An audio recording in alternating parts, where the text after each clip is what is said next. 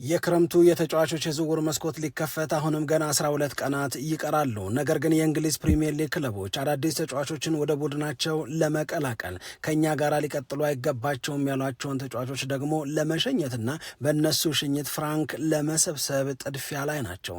የዝውውር መስኮቱ ሲከፈት እናስመዘግባቸዋለን እያሉ ዝውውሮችን ከወዲሁ እያጠናቀቁ ይገኛሉ። በነገራችን ላይ ከ12 ቀናት በኋላ የሚከፈተው የእንግሊዝ ፕሪሚየር ሊግ ክለቦች የዝውውር መስኮት ነው እንጂ የሌሎቹ የአውሮፓ ሀገራት የትልልቅ ሊጎች የዝውውር መስኮት ከዛም ዘግይቶ ነው የሚከፈተው። ግን ትልልቆቹ ክለቦች ስራ ላይ ናቸው። ታዲያ አሁን ከሰዓት በኋላ በጣም የሚገራርሙ አዳዲስ የዝውውር መረጃዎች እና ከክለቦችም የሚሰጡ መግለጫዎች ተጠናክረው ቀጥለዋል። የአውሮፓ ትልቅ ከሚባሉት ክለቦች መካከል አንዱ ነገ በዕለተ ሐሙስ ይፋ የማደርገው ትልቅ የዝውውር ዜና አለኝ ብሎ ቀጠሮ አስይዟል። ያ ክለብ ማን ነው? የትኛውን ተጫዋች ዝውውርስ ሊሆን ይችላል ይፋ የሚያደርገው የሚለው ደግሞ የብዙዎቻችንን ትኩረት ስቧል። ክለቡ እንደነዚህ ያሉ ዝውውሮችን እንደነዚህ ያሉ ጉዳዮችን ማከናወንና በጥራት መስራትን ያውቅበታል። እናም ለነገ ቀጠሮ ተሰጥቶናል። በሌላ በኩል ማንቸስተር ዩናይትድ በዴቪድ ኦርንስቲየን መረጃ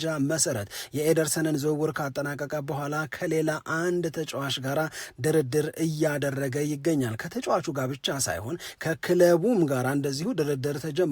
ስለዚህ ማንቸስተር ዩናይትድ ይህንን ድርድር በስኬት የማጠናቀቅ ዕድሉ በጣም ሰፊ ነው ተብሏል። ምክንያቱም የተጫዋቹ ምርጫ ማንቸስተር ዩናይትድን መቀላቀል ነው። ታዲያ ለዚህ ተጫዋች ዝውውር በሻጭ ክለብ በኩል የተጠየቀው 80 ሚሊዮን ፓውንድ ነው። እውነት ማንቸስተር ዩናይትድ ለዚህ ተጫዋች ዝውውር ይህንን ያህል ገንዘብ ያወጣል ወይ ደግሞ የብዙዎች ጥያቄ ነው። ልጁ ግን በእንግሊዝ ፕሪሚየር ሊግ ራሱን ያረጋገጠ ማንነቱን ያሳየ በብዙ ሌሎች ክለቦችም የሚፈለግ እሱ ግን ማንቼን ብቻ ያለ ነው። ስለዚህ ተጫዋች ማንቸስተር ዩናይትድን የመቀላቀል ዕድልም የምናነሳቸው መረጃዎች ይኖራሉ። የዓለም ዋንጫ ሊጀምር ነው። ክለቦች ተጫዋቾቻቸውን ለብሔራዊ ቡድን አሳልፈው ሰጥተዋል። በመሆኑም የተለያዩ ክለቦች የተለያዩ ብዛት ያላቸውን ተጫዋቾች ወደ ብሔራዊ ቡድን ለዓለም ዋንጫ ልከዋል። በዚህ ረገድ ማንቸስተር ሲቲ፣ አርሰናል እና ሌሎችም ትልልቅ የሚባሉት ክለቦች በርካታ ተጫዋቾችን በማስመረጥ ከፍተኛውን ቦታ ይዘዋል። የሌሎች ክለቦች የዝውውር ጉዳይ ምን አዲስ ነገር ሰማንበት የሚለውንም ወደ እናንተ እናደርሳለን። ሰላም ጤና ይስጥልን፣ እንደምናላችሁ የተከበራችሁና የተወደዳችሁ የሸገር ስፖርት ዊዝ አበበ ግደይ የዩቲዩብ ቻናል ቤተሰቦቻችን በያላችሁበት እጅግ አስደሳች ጊዜን እያሳለፋችሁ እንደሆነ ተስፋ እናደርጋለን። መልካሙን ሁሉ ለናንተ እንመኛለን። ታዲያ ይህንን ሸገር ስፖርት ዊዝ አበበ ግደይ የሚለውን የእኛን የዩቲዩብ ቻናል ሰብስክራይብ አድርጉ፣ የደውል ምልክቱን ተጫኑት፣ ሊንኩን ለሌሎች አጋሩና በተከታዮች ቁጥር እንድንበዛ የምንሰራቸው ፕሮግራሞችም ብዙ ሰዎች ጋር መድረስ እንዲችል ማገዛችሁን ቀጥሉ። እስካሁን ላበረታችሁን አቅም፣ ጉልበት፣ ድጋፍ ለሰጣችሁን በሙሉ የላቀ ምስጋናችን ይድረሳችሁ እንላለን። ከልብም እናመሰግናለን። አስቀድመን የምናየው የተለያዩ ክለቦችን በተመለከተ እየተሰሙ ያሉ አዳዲስ የአሁን የቅርብ ሰዓት መረጃዎችን ነው። በዚህ ሰዓት ላይ እየተሰሙ ካሉት መረጃዎች መካከል አንዳንዶቹ ቼልሲን፣ አንዳንዶቹ አርሰናልን፣ ሌሎቹ ደግሞ ሌሎቹን የአውሮፓ ትልልቅ ክለቦች በተመለከተ የሚነገሩ ናቸው። ስለዚህ የአውሮፓ ጋዜጦች በዋናነት ትኩረት ሰጥተው በዚህ ሰዓት እየነገሩን ከሚገኙት ወሬ መካከል አንደኛው አስቶን ቪላ ሞርጋን ሮጀርስን ከቻለ በዚህ ክረምት የተጫዋቾች የዝውውር መስኮት ላለማጣት ይፈልጋል ይላል። ዘቴሌግራፍ ነው ይህንን መረጃ ይዞ የወጣው። እንግዲህ ሞርጋን ሮጀርስን ለመውሰድ የስፔን ላሊጋ ክለቦች ሪያል ማድሪድ፣ ባርሴሎና ይህንን ተጫዋች የራስ ለማድረግ በተለየ ሁኔታ ይወደዋል፣ በተለየ ሁኔታ ያደንቀዋል የሚባለው አርቴታ በጣም ይፈልጉታል። ይሄንን ተጫዋች የሚፈልጉ ሌሎችም ክለቦች አሉ። አስቶን ቪላ ግን እንደ ፍላጎትና ምኞቱ ቢሆንለት ለሪያል ማድሪድም ለባርሴሎናም ለአርሰናልም ይሄንን ተጫዋች ባይሰጥና ለአንድ ተጨማሪ የውድድር ዓመት ቢያንስ ሞርጋን ሮጀርስን መጠቀም የሚችልበት እድል ቢኖር በጣም እጅግ በጣም ደስ ይለዋል ይላል። ስለዚህ ሞርጋን ሮጀርስ የሚፈልጉት ክለቦች ብቻ ሳይሆን ያሉት እሱን ማቆየት የሚፈልግ ደግሞ ባለቤቱ ክለብ አለ፣ አስቶን ቪላ። ይህንን አሁን ከቅርብ ሰዓታት በፊት ነው ዘ ቴሌግራፍ ይዞት የወጣው። ሌሎቹ ጋዜጦች ደግሞ ለምሳሌ ስለ ቼልሲ ሲያወሩ ቼልሲ ኤንዞ ፈርናንዴዝን መውሰድ የሚፈልግ ክለብ ካለ እንግዲህ እሱን በመፈለግ ማንቸስተር ሲቲ፣ እሱን በመፈለግ ሪያል ማድሪድ ስማቸው ይነሳል። ይህንን ኤንዞ ፈርናንዴዝ የሚባልን ተጫዋች መውሰድ የሚፈልግ ክለብ ካለ ሪያል ማድሪድም ማንቸስተር ሲቲም 120 ሚሊዮን ፓውንድ ኢንቨስት ሊያደርጉ ይገባል ይላል። ይሄ የቼልሲ አቋም ነው ለኤንዞ ፈርናንዴዝ ዝውውር ዋጋ ሲቆርጥ። ነገር ግን ሪያል ማድሪድ ዛሬ ከሰዓት በኋላ ምን አላሉ? መሀል ክፍሉን ማጠናከር ዋና ግዴታዬ ነው፣ ይሄንን ማድረግ አለብኝ፣ እዛ ላይ መስራት አለብኝ፣ እዛም ላይ እየሰራሁ ነው ይላል ሪያል ማድሪድ። ነገር ግን ኤንዞ ፈርናንዴዝ ከምፈልጋቸው ተጫዋቾች መካከል አንዱ ነው፣ ይሄንን ማምናለሁ። ይሄንን ተጫዋች አሁን በምትሉት ገንዘብ ከመውሰድ ይልቅ እናንተም ከኔ የምትፈልጉትን ተጫዋች ውሰዱ፣ እኔም ደግሞ ኤንዞ ፈርናንዴዝን ገንዘብ ጨምሬ ልውሰደው። ይሄ ማለት ገንዘብ ሲደመር ተጫዋች እኩል ይሆናል ኤንዞ ፈርናንዴዝ ይሁንና ተጫዋቹ ወደ ሳንቲያጎ ቤርናባው ያቅና ነው። አሁን እናንተ ዣቪ አሎንሶን በአሰልጣኝነት ቀጥራችኋል። ዣቪ አሎንሶ ደግሞ የኔ ተከላካይ የሆነውን ዲያን ሁጅሰንን በጣም ይወደዋል። ስለዚህ ዲያን ሁጅሰንን እና ዣቪ አሎንሶን አንድ ላይ የማድረግ እድል ታገኛላችሁ። እኔ ደግሞ ኤንዞ ፈርናንዴዝን የራሴ ማድረግ የሚችልበት እድል ይፈጠርልኛል የሚል የዝውውር ሀሳብ ሪያል ማድሪድ ቼልሲ አቅርበዋል ነው። ስለዚህ በዚህ ጉዳይ ላይ ዣቪ አሎንሶ የሚሰጠው አስተያየት ወሳኝ ነው የሚሆነው። ዲያን ሁድሰን ግን በእንግሊዝ ፕሪሚየር ሊግ ስናውቀው የነበረ ወደ ሪያል ማድሪድ የተዘዋወረ፣ አሁን ሪያል ማድሪድ ኤንዞ ፈርናንዴዝን ለማግኘት ሲል መልሶ ለቼልሲ ሊሰጠው የተዘጋጀ መሆኑን ሰምተናል። በነገራችን ላይ ቀደም ሲል ስናነሳ በነበረው የሞርጋን ሮጀርስ ዝውውር ላይ ቼልሲ እኔም አለሁበት ልጁ ለገበያ የሚወጣ ከሆነ ብሎ ከአርሰናል ከሪያል ማድሪድ እና ከባርሴሎና ጋር መጋፋት እንደሚፈልግ ቼልሲ ገልጿል። ይሄም አሁን ከቅርብ ሰዓት በፊት በጋዜጦቹ የተነገረን ዝውውር ነው። ዌስትሃም ዩናይትድ በእንግሊዝ ፕሪሚየር ሊግ ዘንድሮ ባስመዘገበው ደከም ያለ ውጤት ምክንያት ወደ ታችኛው ሊግ ማለትም ወደ ሻምፒዮንሺፑ ወርዷል። ስለዚህ ዌስትሃም ዩናይትድ በጣም ትልልቅ የሚባሉ ተጫዋቾቹን ማቆየት እንደሚከብደው ያውቃል፣ ይረዳል። ምንም እንኳን አሰልጣኝ ኑኖ ኤስፒሪቶ ሳንቶን በሻምፒዮንሺፕ አብረውት እንዲጓዙ ከዚህ በፊት ወልቭስ ላይ እንደሰሩት አሁን ደግሞ እኔንም ቶሎ እና ወደ ፕሪሚየር ሊግ እንድመለስ እንዲረዱኝ ብሎ እሳቸውን አቆይቷል። ተጫዋቾቹን ማቆየት ግን በጣም ከባድ ነው። ግን ዌስትሃም ዩናይትድ ምን አለ፣ ቦዌን የሚባለው ተጫዋች እንዲሸጥብኝ አልፈልግም፣ ከኔ ጋር እንዲቆዩ ከምፈልጋቸው ለክለቡ ሞር ኮሚትድ ሆኖ እንዲቆዩ የምፈልጋቸው ተጫዋቾች መካከል አንደኛው ጄረድ ቦዌን ነው። ስለዚህ ይሄንን ተጫዋች አልሸጥም ማለቱን እንደዚሁ ሰምተናል። አርሰናል የአትሌቲኮ ማድሪዱን ሁሊያን አልቫሬዝን ዝውውር አልተወውም። እዛ ዝውውር ላይ አሁንም እየሰራ ነው። ባርሴሎና ይፈልገዋል፣ እኔም እፈልገዋለሁ። ከባርሴሎና ጋር የሚደረግ ድርድር ከኔም ጋር ይደረጋል። በዛ ድርድር የተሻለ የማሳመን ስራ እና ከአትሌቲኮ ማድሪድ ጋር የሚያግባባኝ ውጤት ላይ መድረስ እንደሚችል አምናለሁ የሚል በጣም ከፍ ያለ የራስ መተማመን አለው የሚል መረጃ ወጥቷል። እነዚህ በዋናነት በተለይ ከእንግሊዝ ፕሪሚየር ሊግና ከላሊጋው ክለቦች ጋር በተያያዘ የሰማናቸው የዝውውር ጉዳዮች ናቸው። ዓለም ዋንጫ ሊጀምር የቀረው 8 ቀን ብቻ ነው፣ ያውም ዛሬን ከቆጠርን። ከዚህ በኋላ እንግዲህ በሚቀጥሉት ጥቂት ቀናት ውስጥ የዓለም ዋንጫ ሲጀምር ክለቦች ብዙ ጊዜ ተደጋግሞ በመባል ሁላችንም የምናውቀው የፊፋ ቫይረስ ይባላል። ያ ማለት በብሔራዊ ቡድን ግዳጅ ወቅት ተጫዋቾቻችንን ለረጅም ጊዜ የምናጣበት ጉዳት ያጋጥም ይሆን ብለው የሚሰጉበት፣ ሲያጋጥም ደግሞ ይሄ የፊፋ ጣጣ ነው ብለው ለመግለጽ ነው የፊፋ ቫይረስ የሚሉት። ታዲያ አሁን በዚህ የዓለም ዋንጫ በጣም ብዙ ተጫዋቾችን በማስመረጥ ማንቸስተር ሲቲ 19 ተጫዋቾችን አስመርጧል ይላል የተረጋገጡ።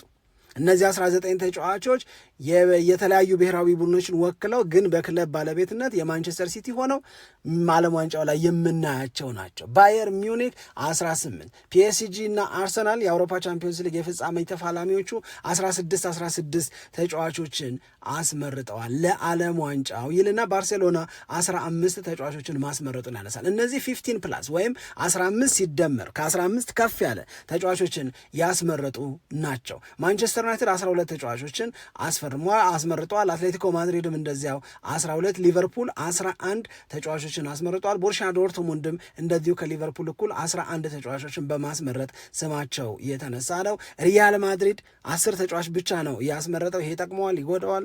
ውልሲ የሚቀጥለው የውድድር ዓመት ላይ የምናየው ነው። አንዳንዶቹ ተጫዋቾች ከሪያል ማድሪድ ጋር ስለመቀጠላቸውም እርግጠኛ አይደለንም። ስለዚህ ብዙ ተጫዋቾችን ያስመረጡ ክለቦች ይሄ የዓለም ዋንጫ ለ2026-27 የውድድር ዓመት ጣጣ ይዞብን ባልመጣ ብለው እያሰቡና እየተመኙ ይገኛሉ። አሁን በጠራ ነው ዝርዝር ላይ የሚገኙት በተለይ አርሰናል በጣም ብዙ ተጫዋቾችን ካስመረጡት መካከል ነው የሚገኘው እና በጣም ብዙ ተጫዋቾችን ያስመረጡ ወደ 23 የሚደርሱ ክለቦች አሉ። እዛ ውስጥ አርሰናል ይገኝበታል። የእንግሊዝ ፕሪሚየር ሊግ ሻምፒዮን፣ የአውሮፓ ቻምፒዮንስ ሊግ የፍጻሜ ተፋላሚው አርሰናል እዛ ውስጥ አለ ነው። ወደዚህ ሰዓት ዋና ዋና የምንላቸው ትንሽ ዘርዘር በተና አድርገን የምናያቸው ጉዳዮች ላይ እንግባ። ማንቸስተር ዩናይትድን በሁለቱ ወሬዎች መካከል የምናስገባው ሌላ ዜና እንዳለ ሆኖ ሁለት የማንቸስተር ዩናይትድ ዋና ዋና ጉዳዮች አሉ። የመጀመሪያው የማን ዩናይትድ ጉዳይ የሚሆነው የኤደርሰንን ዝውውር አጠናቋል። በነገራችን ላይ ኤደርሰንን ለማስፈረም ከተጫዋቹ ጋር ኤደርሰንን ለማስፈረም ከክለቡ ከአታላንታ ጋር ስምምነት ላይ ደረሰ እንጂ ማንቸስተር ዩናይትድ ዝውውሩ ሙሉ በሙሉ የሚጠናቀቀው ጁላይ የመጀመሪያዎቹ ቀናት ላይ ነው፣ ሐምሌ ሲመጣ። ለምን እዛ ድረስ ይጠብቃል ከተባለ የጣሊያን ሴሪኤ የክለቦቹ የዝውውር መስኮት የሚከፈተው ያኔ ስለሆነ፣ ስለዚህ የዝውውር መስኮቱ መከፈት፣ ልጁ የሕክምና ምርመራ ማድረግ፣ ከዛ በኋላ የምዝገባው ሂደት እንዲጠናቀቅ መስራት ይኖርበታል ማንቸስተር ዩናይትድ። ሂደቱ ይሄ ስለሆነ ነው። ስለዚህ ይሄንን ሂደት የሚጠብቅ ቢሆንም ኤደርሰን ከዚህ በኋላ የማንቸስተር ዩናይትድ ተጫዋች ነው። የ5 ዓመት ኮንትራት ይፈርማል። ማንቸስተር ዩናይትድ ይሄንን ተጫዋች አንድም ባገኘበት ዋጋ፣ ሁለትም ደግሞ ልጁ ይሰጣል በሚባለው አገልግሎት የዩናይትድ ሰዎችም የእግር ኳስ ተንታኞችም ለዚህ የዩናይትድ ዝውውር ድጋፋቸውንም አድናቆታቸውንም እየገለጹ ይገኛሉ። ልጁ ለካሪክ ብዙ የሚፈጥርለት አማራጭ ስላለ። ነገር ግን ማንቸስተር ዩናይትድን በተመለከተ ከወጡት ነገሮች መካከል ከኤደርሰን ቀጥሎ አሁን ልዩ ትኩረት ሰጥቶ ማንቸስተር ዩናይትድ እየሰራ ያለው የማቲያስ ፈርናንዴዝን ዝውውር ለማጠናቀቅ ነው ይላል። ይህንን የሚነግረን በዝውውር ጉዳይ ላይ የምናምነው በዝውውር ጉዳይ ላይ ፈጣን መረጃዎችን በመስጠት የሚታወቀው ዚ አትሌቲክ ላይ የሚሰራው ዴቪድ ኦርንስቲየን ሁለት ነገሮችን አረጋግጦ ተናግሯል። አንደኛው ያረጋገጠው ነገር ከክለቡ ጋራ ማለትም ከዌስትሃም ዩናይትድ ጋራ ማንቸስተር ዩናይትድ ድርድር ጀምሯል። ማንን ለማግኘት? ማቲያስ ፈርናንዴዝን ለማግኘት። ከዌስትሃም ጋር እየተደራደረ ደግሞ አዘ ሴም ታይም ማንቸስተር ዩናይትድ ከራሱ ከተጫዋቹም ጋራ ድርድር እያደረገ ነው የሚገኘው። አሁን በዚህ ወቅት ዴቪድ ኦርንስቲየን ተረዳሁት፣ ሰማሁት፣ አገኘሁት የሚለው መረጃ የሚያስረዳው ማቲያስ ፈርናንዴዝ ማንቸስተር ዩናይትድን ብቻ ነው መቀላቀል የሚፈልገው። ወደ ማንቸስተር ዩናይትድ ተጫዋችነት በኦልትራፎርድ መጫወት፣ የብሩኖ ፈርናንዴዝ የክለብ ጓደኛ መሆን እና በቀዩ ማሊያ መድመቅ ነው የሚፈልገው። ብቸኛ ምርጫው እሱ ነው። ይሄ ለእኔ አሁንም ደግሜ ልናገር የሚችለው ለማንቸስተር ዩናይትድ ትልቅ መታደል፣ መፈለግ፣ ሌሎች ጋር የተሻለ ነገር ያለ ቢመስልም ታሪክ ግን ማንቸስተር ዩናይትድ ጋር አለ። ሌሎች ጋራ የተሻለ የአሁን ውጤት ቢኖርም ማንቸስተር ዩናይትድ በለውጥ ሂደት ላይ በፍጥነት የታሰበበት ደረጃ እንደሚደርስና የዛ አካል መሆን መፈለግ አለ። ስለዚህ ማቲያስ ፈርናንዴዝ በብዙ የፕሪሚየር ሊጉ ክለቦች የሚፈለግ ተጫዋች ነው። ከዌስትሃም ዩናይትድ ጋር ሆኖ ያደረገው የውድድር ዓመት ተወዶለታል። ሲደመር ደግሞ እድሜው ገና 21 ነው። ስለዚህ ማቲያስ ፈርናንዴዝ ማንቸስተር ዩናይትድን ነው መቀላቀል የሚፈልገው። ይህንን አውቄያለሁ፣ ይህንን አረጋግጫለሁ ይላል ዴቪድ ኦርንስቲየን። ይሄድና ዌስትሃም ዩናይትድም ተጫዋቹን ማቆየት ቢፈልግም ስለማይችል ከማንቸስተር ዩናይትድ ጋር ድርድሩን ጀምሯል። አሁን በሁለቱ መካከል እየተደረገ ነው በሚባለው ንግግር ወይም ድርድር ብቸኛ ክፍተት ተፈጠረ የተባለው ለዚህ ተጫዋች ዝውውር ዌስትሃም 80 ሚሊዮን ፓውንድ ይገባኛል ማለቱ ነው። ማንቸስተር ዩናይትድም የእግር ኳስ ተንታኞችም የተጫዋቾችን ዋጋ የሚተምኑ ተቋማትም ለዚህ ተጫዋች ዝውውር 80 ሚሊዮን ፓውንድ ውድ ነው ይላሉ። አያይዘው ግን ምን ይገልጻሉ? ይሄንን ተጫዋች 80 ሚሊዮን የጥሪ ዋጋ ነው፣ አጠንክሮ የሚይዘው አቋም አይደለም። 80 ሚሊዮን ካልሆነ አልሸጥም ምናምን የሚለው አይደለም። ያለበትን ሲቹዌሽን ያውቃል። በሻምፒዮንሺፕ ደረጃ ዝቅ ብሎ ለመወዳደር ተገዷል። ይህንን ተጫዋች ለመሸጥ እንደሚገደድ ስለሚያምን ማንቸስተር ዩናይትድ የልጁን ዝውውር ከዚህ በጣም ባነሰ ዋጋ የማጠናቀቅ እድልም አለው ይላል ዴቪድ ኦርንስቲየን። ስለዚህ ለማንቸስተር ዩናይትድ አሪፍ ነገር ነው ስንል ይሄንንም ነገር ከግምት ውስጥ በማስገባት ነው። አንድ ማንቸስተር ዩናይትድን ብቻ የሚሉ ተጫዋቾች ልክ እንደ ማቲያስ ኩኛ፣ ልክ እንደ ብሪያን ኤምቤሞ፣ ልክ እንደ ቤንጃሚን ሼሽኮ ሁሉ ዘንድሮም አሉ። ማቲያስ ፈርናንዴዝ ከእነዚህ ተጫዋቾች መካከል አንዱ ሆኗል ነው። ስለዚህ ዩናይትድ ለአንድ ተጫዋች 80 ሚሊዮን ፓውንድ እንዲያወጣ ተጠይቋል። በማን በዌስትሃም ዩናይትድ። ማንቸስተር ዩናይትድ ግን ይሄንን ልጅ አንድም ያገኘዋል፣ ሁለትም ከዚህ በጣም ባነሰ ዋጋ ያገኘዋል ነው ለዩናይትድ ደጋፊዎች። ይሄም እንደገና ከሰሞኑ ሰበር ዜና እንዲጠብቁ የሚያደርጋቸው ቡድናችን ሊጠናከር ነው ብለው ተስፋቸው ከፍ እንዲል የሚያግዝ በዴቪድ ኦርንስቲየን የተነገረ ወሬ ነው። ወደ ሌላኛው የማንቸስተር ዩናይትድ ወሬ ከመሄዳችን በፊት አንድ ክለብ ለነገ ቀጠሮ ይዟል። ነገ ጠብቁኝ፣ ትልቅ የዝውውር የምስራች የምነግራችኋለኝ አለ። የተለያዩ ተጫዋቾችን አስፈርማለሁ፣ ለሚቀጥለው የውድድር ዓመት ራሴን በደንብ ነው የማጠናክረው። ስለዚህ ነገ አናውንስ የማደርገው ይፋ የማደርገው ትልቅ የዝውውር ዜና አለኝ። ነገ ሐሙስ ጁን 4 2026 ላይ ጠብቁኛል። ይህንን የሚለው ሪያል ማድሪድ ነው። የሪያል ማድሪድ ፕሬዝዳንታዊ ምርጫ ከ20 ዓመታት በኋላ ለመጀመሪያ ጊዜ ዘንድሮ በሁለት ተፎካካሪዎች መካከል ይደረጋል። ባለፉት 20 ዓመታት ምርጫ የሚባል ነገር የለም። ፍሎረንቲኖ ፒሬዝ በብቸኝነት እጩ ሆነው ይቀርባሉ፣ እሳቸው በፕሬዝዳንትነት ይቀጥላል። አሁን 79 ዓመታቸው ነው። ዘንድሮ ግን የ37 ዓመት ሰው ሪኬልሜ የሚባል ለሪያል ማድሪድ ፕሬዝዳንትነት ይወዳደራል። ስለዚህ የሪያል ማድሪድ አባላት የፊታችን እሁድ ከፍሎረንቲኖ ፒሬዝ ወይም ከሪኬልሜ መካከል አንዳቸውን ይመርጣሉ። እንዲህ ያለ ምርጫ በሚደረግበት ጊዜ ፕሬዝዳንት ለመሆን ፍላጎት ያላቸውና ራሳቸው እጩ ያደረጉ ተወዳዳሪዎች ብዙ ጊዜ የሚያደርጉት የተለመደው ነገር ምንድነው? ቃል ይገባሉ። እንዲያረጋለሁ ይላሉ። ለምሳሌ ሪኬልሜ ከስፔን ብሔራዊ ቡድን ተጫዋቾች መካከል የተወሰኑት የሪያል ማድሪድ ተጫዋች እንዲሆኑ አደርጋለሁ አለ። እንደውም በቀደም ስም ጠራ። ሮድሪ የሪያል ማድሪድ ተጫዋች የማይሆንበት ምክንያት የለም። ስለዚህ እኔን ምረጡኝ፣ ለእኔ ድምፅ ስጡኝ። እንደ ሮድሪ አይነት ለስፔንም ለሪያል ማድሪድም መከታ ሊሆኑ የሚችሉ ተጫዋቾችን ነጩን ማሊያ አስለብሳቸዋለሁ አለ። ሌላም ነገር ቃል ገባ። የቀድሞውን የሪያል ማድሪድ ጀግና ተጫዋች ራውል ጎንዛሌዝ ብላንኮን ስፖርቲንግ ዳይሬክተር አረገዋለሁ አለ። ደጋፊዎች ይወዱታል። ይህንን ተጫዋች እንደገና በዚህ መንገድ የሪያል ማድሪድ ቤት ውስጥ ትልቅ አገልግሎት እንዲሰጥ አመጣዋለሁ ሲል ድምፅ የሚሰጡ ሰዎችን ልብ ለማሸነፍ ነው። ፍሎረንቲኖ ፒሬዝ ደግሞ ቃል እየገቡ ያሉት ሁለት ነገሮች አሉ። አንድ፣ በተግባር ተጫዋቾችን እያስፈረሙ ነው። አሰልጣኝ ኦልሬዲ ቀጥረዋል፣ ግን እስካሁን ይፋ አልተደረገም። አሁን እሁድ ምርጫው ሊደረግ ነገ ይፋ የምነግራችሁ ትልቅ የዝውውር ዜና አለኝ አለው። እንግዲህ እስካሁን የሰማነውን ይሁን ከዚህ በኋላ የምንሰማው ነገ ለመጀመሪያ ጊዜ የምንሰማውን ይሁን አላቅም። ሆዜ ሞሪኒዮ ለሚቀጥሉ 3 ዓመታት የሪያል ማድሪድ አሰልጣኝ ይሆናሉ። ከዛ በተጨማሪ ደምፍሪስ የሪያል ማድሪድ ተጫዋች ሆኗል። ከዛ እንደገና ደግሞ ኢብራሂማ ኮናቴ ወደ ሪያል ማድሪድ ተጫዋችነት ተዘዋውሯል። እነዚህን ኦልሞስት የሰማናቸውን ሂርዊጎ የተባለባቸውን ዝውውሮች ነገ እንዳልሰማን ሆነን እንድንሰማ ያደርጋሉ ፍሎረንቲኖ ፒሬዝ፣ ወይንስ ሌላ አንድ ትልቅ ዝውውርን በምስራች ብለው ይነግሩናል? ይሄ አልታወቀም፣ ግን ነገ ጠብቁኝ ብለዋል። ነገ ቀጠሮ ይዘዋል። ትልቅ ነገር ከኔ ተሰማላችሁ፣ ትልቅ ነገር ስለ ሪያል ማድሪድ እንነግራችኋለን ብለዋል። ይሄ በፍሎረንቲኖ ፒሬዝ የተነገረ ነገር ነው። ሁለተኛው የእሳቸው ተወዳዳሪ የሆነው ሪኬልሜ በፍሎረንቲኖ ፒሬዝ ላይ ትችት አቅርቧል፣ ወቀሳም አቅርበዋል። የሪያል ማድሪድን የባለቤትነት ድርሻ 5% ሊሸጥ አስቧል ይሄ ሰውዬ። ሪያል ማድሪድ ደግሞ በሜምበሮቹ ወይም በአባላቱ ነው በባለቤትነት ተይዞ መቀጠል መቻል ያለበት እንጂ ለሌላ ኤክስተርናል ለሆነ ሀብታም ኤክስተርናል ለሆነ አካል ሪያል ማድሪድ ሊሸጥ አይገባው። ምንም እንኳን ለመሸጥ የታቀደው 5% ቢሆን ይህንን እቃወማለሁ አለ ፍሎረንቲኖ ፒሬዝ። ዛሬ አንድ ደል ስፓኞል ለሚባል ጋዜጣ በሰጡት ቃለ ምልልስ ላይ እኔ አላልኩ። ሲጀመር ግን ያሰብኩት ነገር አለ።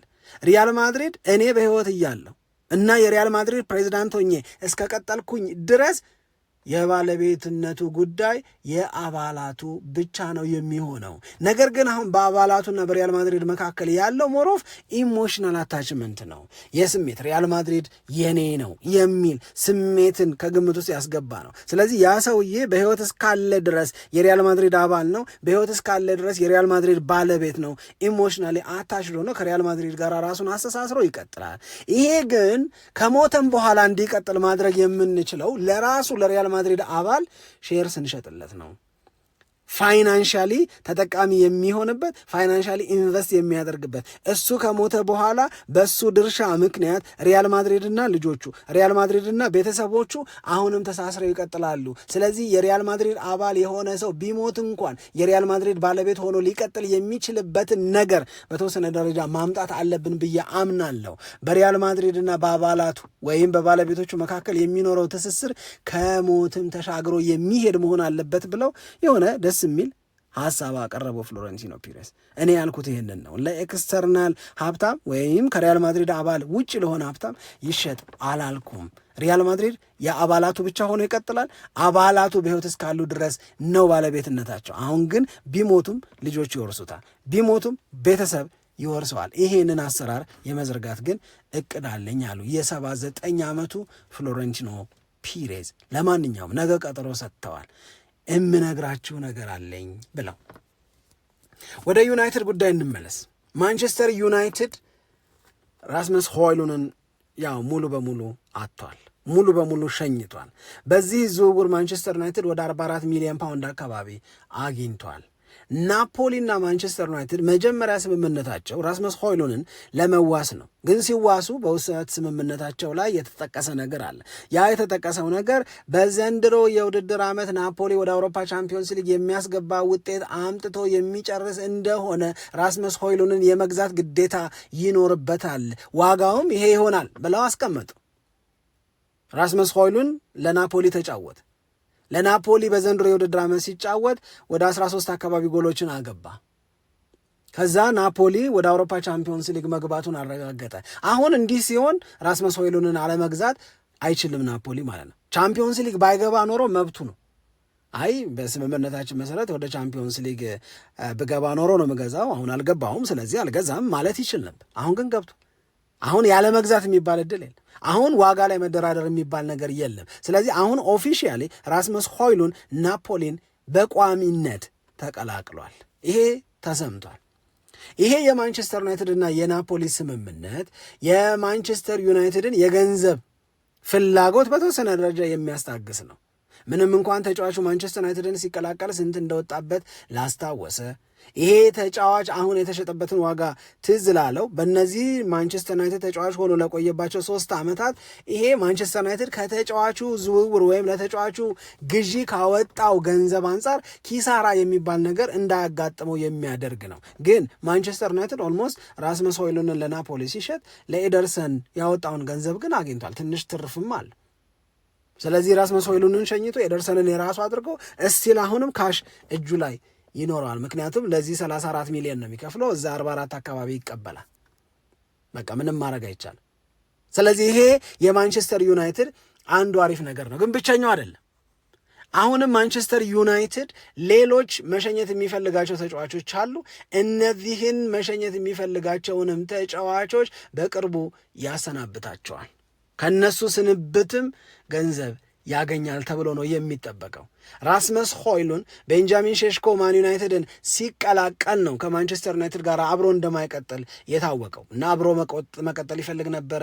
እኔ ከእሱ ጋር መፎካከር ፈልጋለሁ ይል ነበር። ከዛ ትጋት ላይ ብዙም ያን ያህል የከፋ የሚባል ችግር የለበትም። የእውነት ለመናገር የአቅሙን በሙሉ የሚያደርግ ነው። ግን አሁን ምንድን ነው እየገባን ያለው ማንቸስተር ዩናይትድ እየወሰነም እየሰራም ቶሎ ቶሎ እየፈጸመም ነው። ይሄ የዩናይትድን ቁርጠኝነት ያሳያል። ይሄ ማንቸስተር ዩናይትድ ወደ ስኬት፣ ወደ ታላቅነት፣ ወደ ዝም ብሎ አሸናፊነት ለመመለስ በትክክለኛው መስመር ላይ መሆኑን ያሳያል። መሰናበት ያለባቸው ይሰናበታሉ። እንደዚሁም ደግሞ አዳዲሶቹ ተጫዋቾች ይመጣሉ። የዝውውር መስኮቱ እስኪከፈት እንኳን እየጠበቀ አይደለም ማንቸስተር ዩናይትድ። እዚህም እዛም ተጫዋቾችን እያነጋገረ የራሱ እያደረገ በሚያዋጣ የዝውውር ሂሳብ ተጫዋቾችን እያስፈረመ ነው የሚገኘው። የማንቸስተር ዩናይትድ ደጋፊዎች በቡድናችሁ ለመተማመን በቡድናችሁ ይበልጥ ተስፋ ለማድረግ ከበቂ በላይ ምክንያት አላችሁ። ደግሞ ማለዳ 12 ሰዓት ላይ ሌሎች አዳዲስ የሚሰሙ የምሽት ወሬዎችን ይዘን እንመጣለን። ጠብቁን። እንድናነሳው እንድንነጋገርበት ሐሳብ እንድንሰጥበት የምትፈልጉት ጉዳይ ካለ ጻፉ። ይህንን የእኛን ቻናል ሸገር ስፖርት ዊዝ አበበ ግደይ የሚለውንም ሰብስክራይብ አድርጉና በቤተሰብነት ተቀላቀሉ እንላለን። ድጋፋችሁ አበርትቶናል። ከልብ እናመሰግናለን። ሰላም ለእናንተ ይሁን። ኢትዮጵያ ለዘለዓለም ትኖር።